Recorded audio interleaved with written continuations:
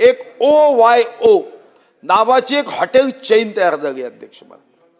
मी आता येताना बघितलं की शहराच्या 20-20 किलोमीटर दूर एका निर्जन ठिकाणी OYO, आणि मग मनात शंका आली की हे OYO हॉटेल चेन काय आहे.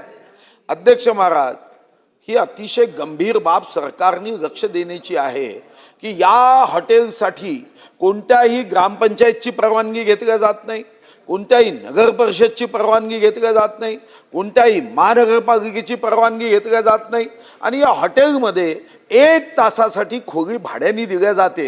ही कशासाठी दिल्या जाते हा एक पोलीस विभागाच्या अभ्यासाचा विषय आहे की OYOच्या माध्यमातून जर 20-20 किलोमीटरमध्ये कोणीच प्रवासी जाऊन राहत नाही, हा प्रवासी तिथं गेला तर मग त्याचं अर्थशास्त्र कच्चा आहे, कारण जाण्या येण्याच्या टॅक्सीला इतका खर्च येतो, त्यापेक्षा शहरातल्या एखाद्या हॉटेलमध्ये राहणं हे जास्त परवडतं. पण OYO मध्ये जेव्हा जातो तेव्हा खरं तर संस्कृती रक्षकाचं सरकार आहे.